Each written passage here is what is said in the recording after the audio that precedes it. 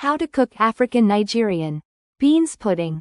Hi guys, come cook Moi Moi with me while I tell you the story of my life and how I met my first boyfriend. So growing up, I've always been a church girl, trained up in a Christian home, never had a boyfriend in secondary school, in high school.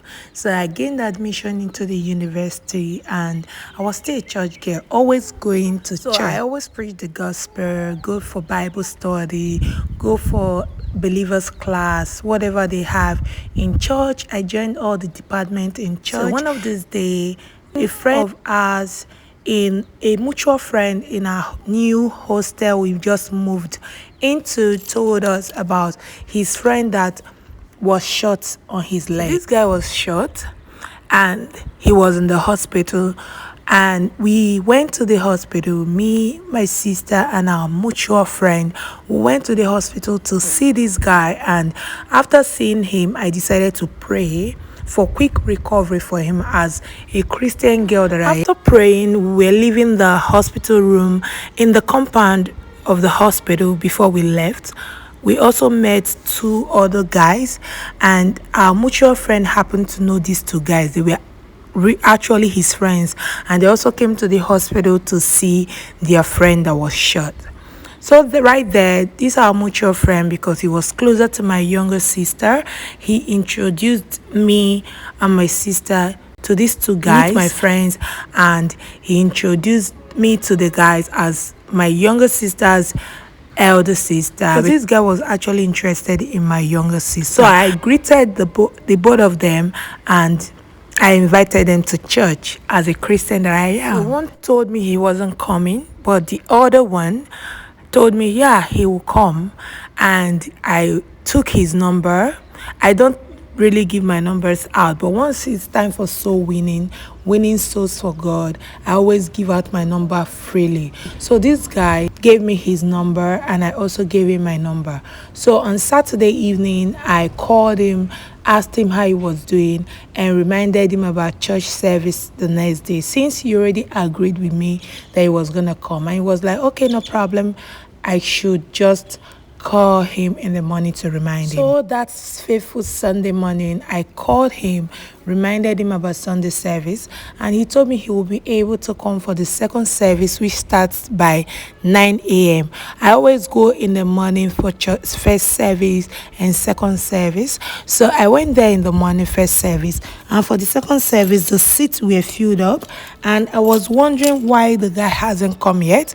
So I just went out to the balcony of the church, because our church was upstairs. I went to the balcony of the church, and while I was calling him, he told me to look downstairs, that he was already in the church compound. So I told him to come up. I left my seat for him because the church was filled up and old members had to go down for new members to come up. So I left my seat for him, and he sat on my seat, and I told him that I will be downstairs waiting for him till after service. The service was a 2-hour service, so I waited for him downstairs, and after service he came. I greeted him, asked him how the service was, and asked him what he learned, and he was really excited. So I told him about Jesus. He said yes, that he has been to the church once and he did not want to come again. I told him why. He said he's not just a church person and he's from a different denomination, but because of me he will be coming, not knowing that this young man was already eyeing me.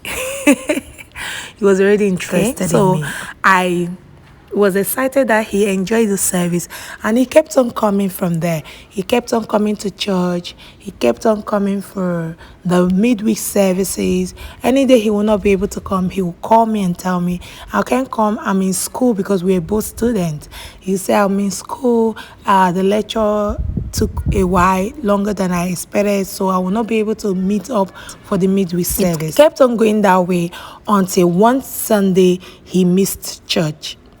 I called him and he did not pick the call, so I traced him. I've never been to his house. I only asked him the first day we met where he lives. He called the name of his hostel, so I went to the hostel and I asked for him.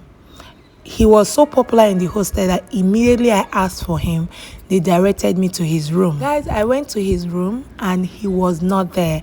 But I met two of his friends in the room. Told me I should feel at home, I should be comfortable. They'll go and call him. And in no time, he was in that room. He looked at me with so much surprise. Why didn't you tell me you were coming? I said, I've been calling you, you've not been picking. And he said he left his phone in his room, so he did not know I was calling. So he went downstairs, bought me drink, I took, and we greeted. I talked to him about what we were taught in church that day, and I left. And from that day henceforth, we became really close friends. He became my best friend, I became his best friend. We tell ourselves everything. And one day he asked me out on a date. We went out, we took drink. My favorite drink then was just Martina. I took Martina, he took water. He wanted to just take water. He bought me suya, and after that he just looked at me and said, will you be my girlfriend? And I looked at him and was like, what do you mean by that? Oh no.